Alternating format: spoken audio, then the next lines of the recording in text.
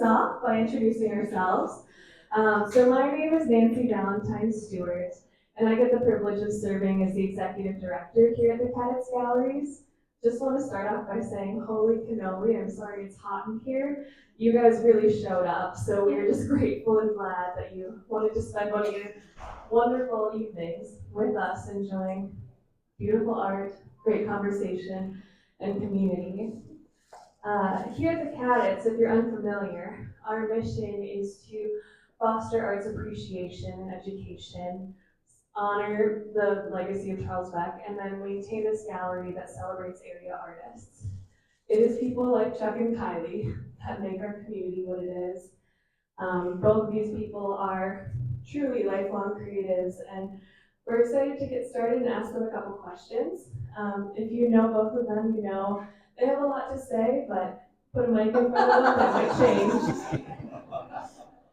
So a little bit of the format for this evening, we're going to do a panel style. And what that means is I'm going to ask a question, and then we're going to give Chuck an answer, a chance to answer, and Kylie a chance to answer. This might take 20 minutes, it might take 45. If you need to get up and run to the restroom, please take care of your needs. Can we do that too? But without further ado, I think we're going to get started. Alrighty. So, Chuck, I'm going to ask you to introduce yourself by saying a few words about where you're from and how you describe yourself as an artist.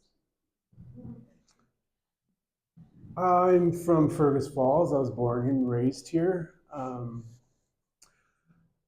When I look back at my childhood, I can think about I always had an interest for drawing, and I can remember as a young child drawing a picture of a cow. It was mostly black color crayon, but the udder was blue, and there was a cat on the back of the cow, and it was signed Charles across the whole top, across the whole place. So I think the thing there is that I think a lot of artists are just, they deal with delusions of grandeur. So otherwise, it's like, why do I have anything to say? And why is it important? Why should I even put it on the wall? So I think a lot of people have that when they're artists. Or they have just really low self-esteem and somebody asks them to put it on the wall. So what's the question?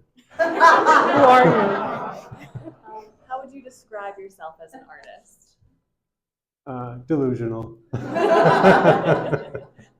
Perfect. So, okay. Does this work or do I need this one? Well, we can hand off hot potato. I think they It both work. works. Oh, okay. Hello, I'm Kiley Busko. I am from South Dakota originally, Sioux Falls. I've lived in Fergus Falls probably 2 years now, 1 to 2 years. And before that, I lived in Minneapolis.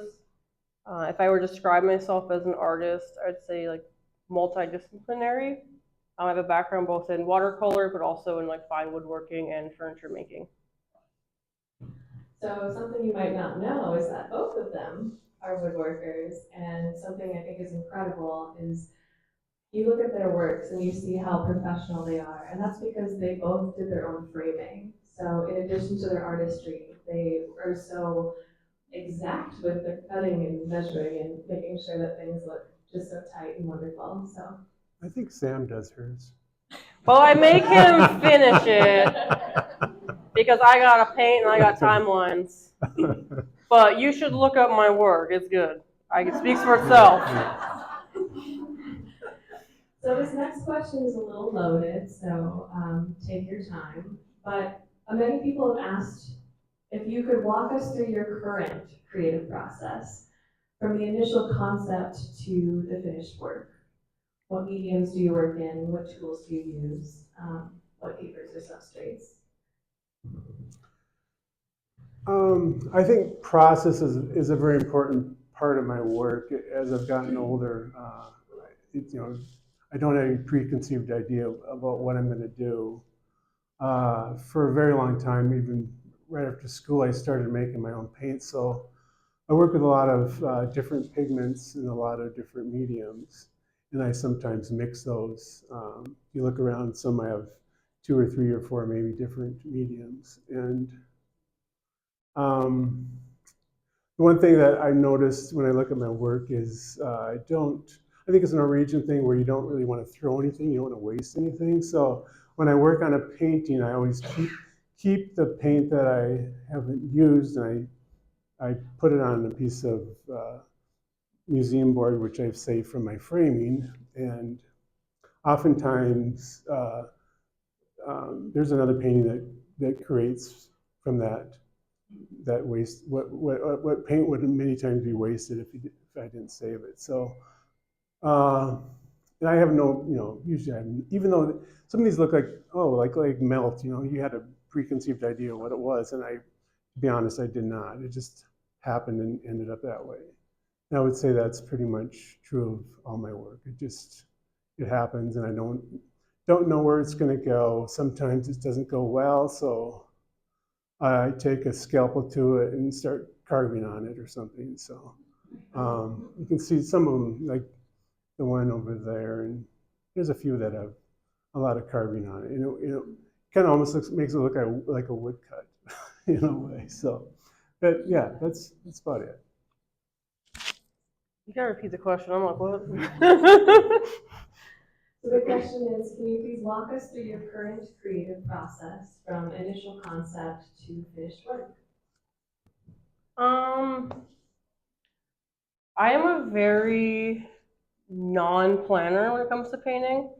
I think the most planning is like when I do shows like this, I want them to look very cohesive, and I wanted the animals in my show so all the animals are based off of ones I've seen when I go on jogs. I jog the North Country Trail. And so there I want to make sure they're interacting with each other and the colors were cohesive, and trying to like think about different compositions. But generally when I paint, I kind of just dive in. I don't think about what colors I'm going to use. I just go with it. So no, I think it just kind of depends for me. My normal painting process is very loose, and I think you can kind of see it within my paintings is this like loose, impressionistic watercolor. And I think sometimes over planning makes me feel like I'm restricting myself, and so not having those expectations. And I'm also quite a fast painter, and I think there's something nice about that where I'm able to like let go, and if I don't like the final result, I'm not attached to it or I'm not upset about it. I just kind of move on to the next one. And I do a lot of like teaching, and I've noticed like sometimes people are scared to mess stuff up or like make mistakes.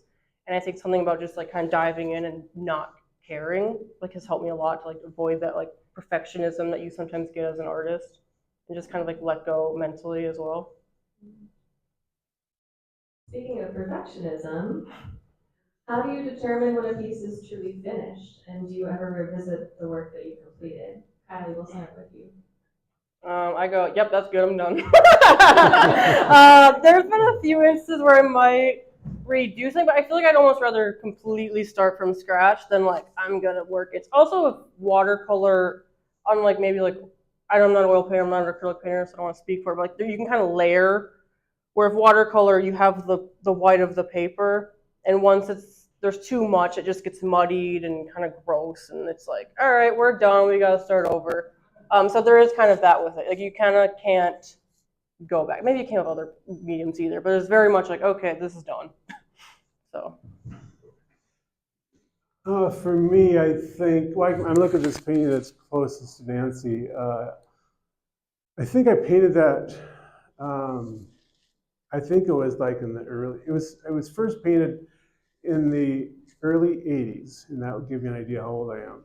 And I kept it around, and initially it was painted on canvas on a stretcher or a strainer, and then a few years ago I cut it out and put it on a aluminum composite panel, and then I framed it, and then I looked at it some more, and about a month ago I repainted it a little bit. So there's nothing, if it's in my studio, there's nothing is safe. So and there's a lot of things that, it's like, oh my God, I don't like this, what did I do? And I'll change it a lot, maybe start carving on it, and sometimes I'll just throw it. So there's nothing real safe in my studio. So. So now we're going to shift a little bit to speak about inspiration and influence. Curious about what role does your local environment or your community play in shaping your artistic practice? Chuck, we'll start with you. You look like you're pondering. Well, that doesn't mean I can answer. Well, you know, as far as influences, certainly Charlie Beck was a huge influence on me.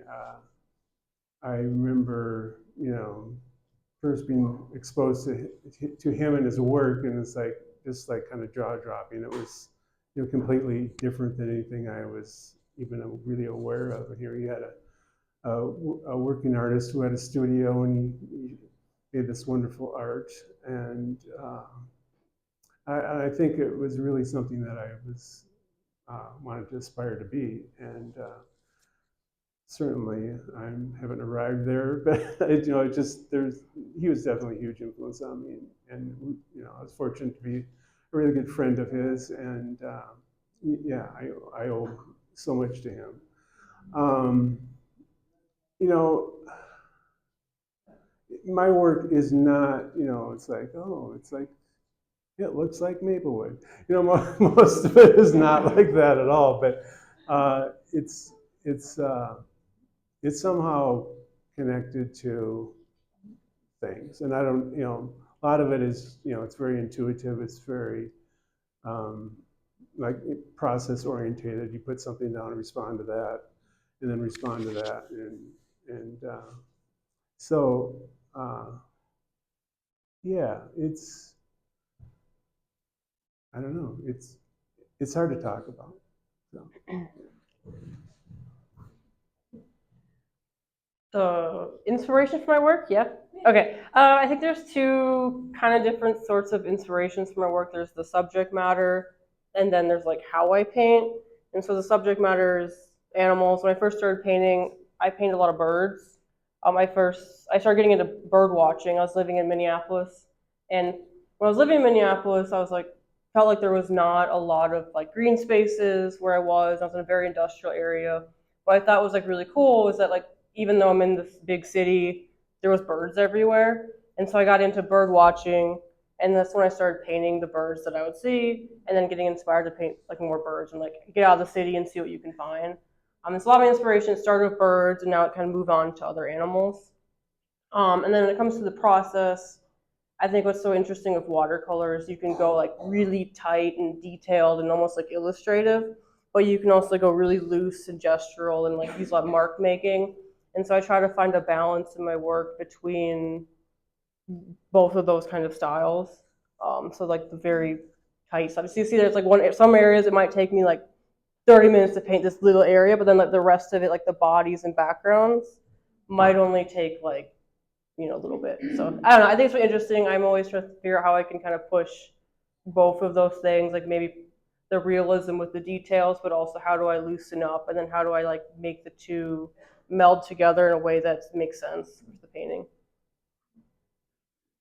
So speaking about things like movements, for those of us who are not super familiar with art history, because you both are classically trained in your own ways, maybe not in these specific mediums, but along your journey, could you share a little bit about other artists? I know you mentioned Charles Beck, or movements or unexpected sources of inspiration that have significantly influenced your work. Well, I do have a kind of a tribute to an artist who probably nobody knows, but it's called Witten. It's kind of over back by the door. His name is Jack Witten, and he was a painter that, he was a painter that, it was very much about process, and he had a tool that he made, and I think I used to work as a carpenter in the 80s for off and on 20 years or 30 years, and I started using taping tools and darbys on bigger paintings, and because I noticed when working, I used to do a lot of remodeling, and you try to, and sometimes I worked with construction crews, and some of them weren't real careful, so there'd be these big gaps in the old and the new. So I would take a darby and use hot mud and try to even everything out with hot mud. And what I found is some of these textures are really cool. And I thought, well, let's try this in painting. And the trouble with painting large is, you know, if you don't sell, then what do you do with them? So I did a few of those, and then I realized, well, yeah, this could fill up things in a quick hurry. So I tended to work small, but I do a lot of my work with taping knives and also tools that I've made. And Jack Whitten was one that kind of did that too in a different way, in a larger way. But check, he doesn't show. I think that maybe he's still there at the Museum of Modern Art right now. Check him out. So. Kylie, as a refresher, curious about other artists, movements, or unexpected sources of inspiration that have significantly influenced your work. I think a lot of my inspiration, I guess, as like a watercolorist was when I was like in high school. I was inspired by a lot of the contemporary watercolor artists that were kind of taking watercolor and bringing a very like fresh, modern take on it. So using a lot of like negative space and like bold colors and like making things very graphic. And so I think a lot of it was me looking up to people who weren't really even that much older than me. So being almost inspired by people who are almost like my peers. Otherwise, other artistic influences, I think I'm inspired by a lot of like different things, and I think also just the experience of like materials. So like whether it's, I have a lot of experience. Like I used to do a lot of like line and wash things. So you'll notice in my work there's a lot of like line work and almost like a drawing technique in it. So I'll kind of borrow from that. There's a fly in my face. Hey. And then like and when I was in school, I mean, I think like with the furniture experience and like how to present things. I mean, whether it's like putting on the panel and making these very large watercolors, or some of them are large, and because a lot of watercolors you don't see very big, just limitations on the paper, and then how to present it kind of comes from my background in furniture making and then also working in similar fields. I think also my experience with like graphic design and like typography, you'll see kind of these more graphic elements in my work. So I think I'm just like borrowing from different, I don't know if it's like movements, but just different types of art making and then kind of bringing that into watercolor. Very evident. So skipping ahead to the future, curious about what themes or directions you're excited to explore in your future work. Kylie, would you mind starting this one? Yeah. I think I'd still like to play with scale. That's something I've been playing with. Also with movement and incorporating multiple subject matter and then bringing the environment into the painting.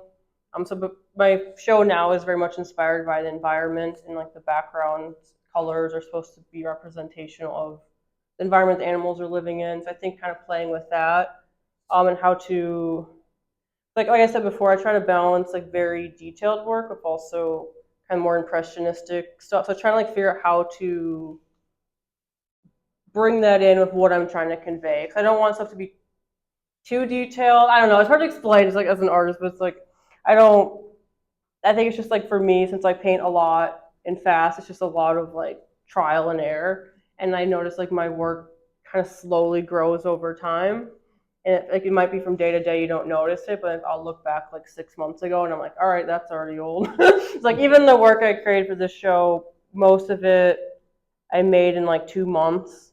So I'll just kind of go really hard and like paint a lot, and then I end up really burnt out. So it kind of ends up this weird, I don't know. I guess for my future, I'm a relatively young artist. I see a lot of time, and I'm excited to see where I go. I don't know where that is. I think it's just through experimenting and seeing what happens, and I don't know. That's awesome, Kylie. And I will say, just even in the short time I've known you or worked here, you know, we have a selection of Kylie's prints in our gift gallery, and those have a lot of negative space. And then to see the shift towards this new show where you incorporate more of the nature and the background into it, or the environment, it's just cool to witness.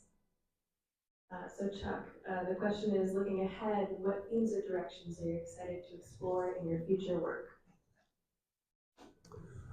It's difficult to know because like I said, I kind of put something down and respond to that. I guess if there's one thing I'd be tempted to do would be to paint larger. Trouble with that is then you have to have someplace to put it.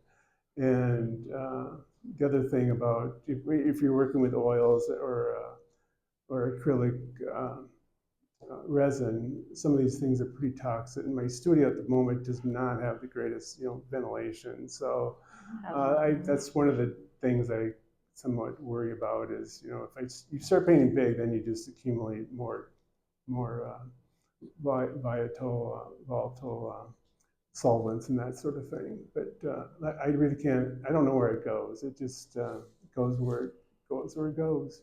That's it. So. I've had the privilege of getting to see some of Chuck's really early work, and to go from much more brushwork styles with shapes and mark making to more of this. It's cool to see your evolution, and you've had a much longer career as an artist, so to see these different eras of Chuck Christianson is so fascinating, because when you look at it, you still think, oh, that's a Chuck Christianson. It's great that you have your own style. So when we think about the next generation, a lot of young folks are wondering, what's one piece of advice that you wish you'd received earlier in your artistic journey, and what would you tell emerging artists today? Chuck, let's start with you.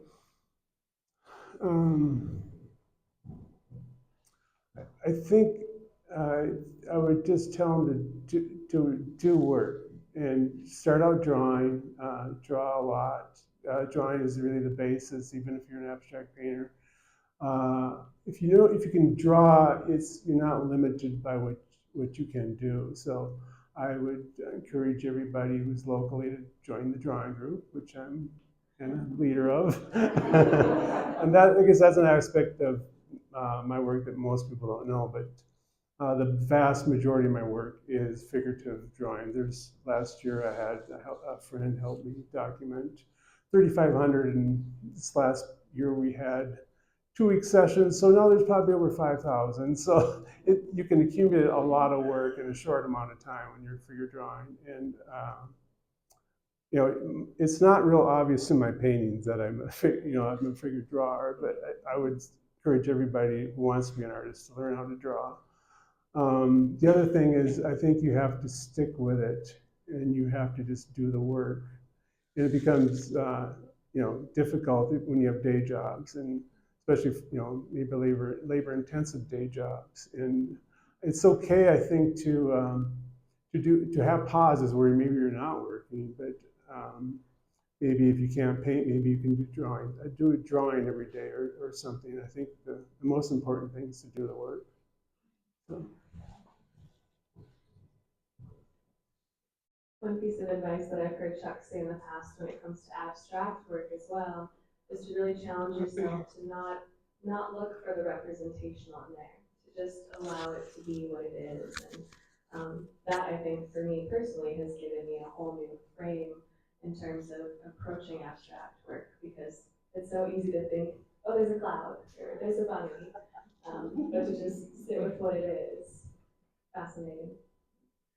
So Kylie, again, the question is next generation. What is one piece of advice that you wish you'd received earlier in your artistic journey?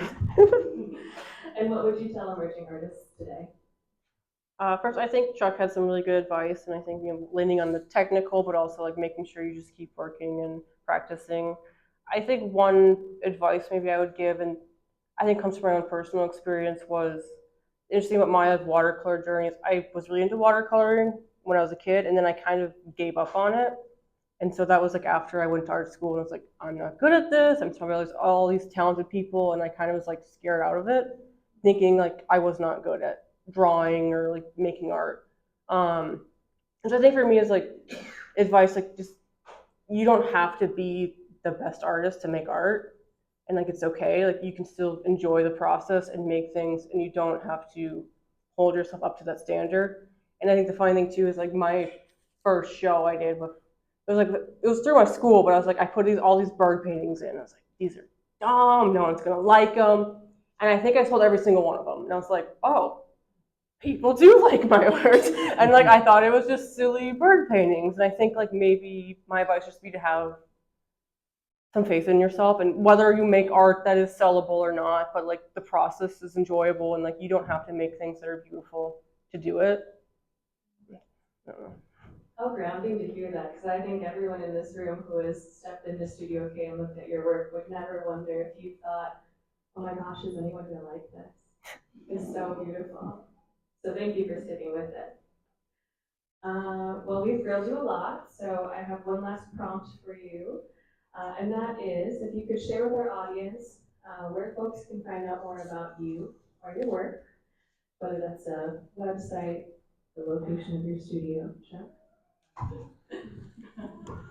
I do not have a website. I do not post on Facebook or Instagram. And I sell very little. I do have a studio in the back, however, so back of this building. And I also have a small studio on my property that I didn't make large enough. That's why I have the studio in the back. So, and now neither of them are big enough. So, yeah, I'm not really, selling isn't that important to me. Even showing isn't that important to me, really. It's just, I just like to make it. So if you want to find a Chuck Christianson, come to the Kaddatz Galleries. And Kylie, what about you? I know you've had something come out recently that you're really excited to share. My book? Yes. Oh, yeah. I did write a book through the publisher, Page Street Publishing. It's a watercolor book, and it focuses on painting animals similar to the ones that are in my show, lots of North American animals. So 30-minute watercolors. There's some here. Otherwise, you can find me, unlike Chuck, I'm very much on social media, which I love because I'm an introvert, and I'm like, here, you can look at my stuff on here. Don't talk to me in person. Just kidding. So everything's under Painted Wing, whether it's Facebook, my website, YouTube, whatever. So you can find me there. Gosh, well, can we all give them a hand for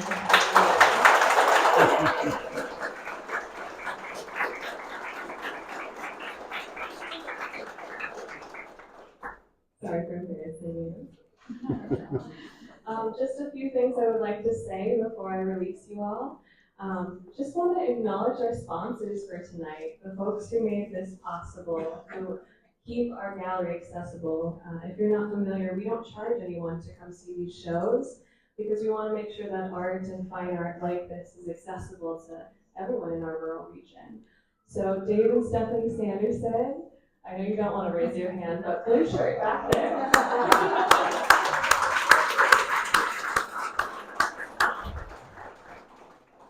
And also the Charles and Joyce Beck family.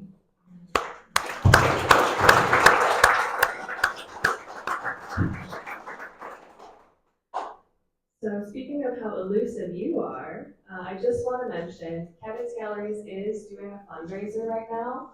It is called Art at Home. So if you would like to visit some pretty incredible houses in this community, the historic C.J. Wright House owned by John Brown, the Cindy and Jay McDougall House, who has 74 artworks to show you, and the Deb and Jeff Zachlin home. We are doing this progressive art party on Sunday, September 28th. There are limited spots, there's only a few left, but those are, it's a ticket event, it's $75 if you come to it. We're gonna end with some private conversation with these two artists here at the gallery. So I'm sure Chuck is accessible to many of you, but to have a conversation about his art isn't always the easiest topic to pull out of him. So. And then last but not least, I did want to mention, as we talk about the legacy of Charles Beck, we know him to be this prolific woodcut artist, but what I think is fantastic to see here is the influence of him as an arts educator. And something that we really, really are trying to keep moving here at the Kaddatz is arts education for folks. So we have classes for adults, we have classes for youth, we have one coming up for watercolor.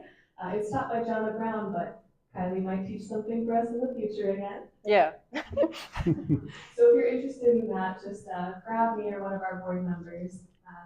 And with that, thank you to all of our board members who made this possible. and to all a good night.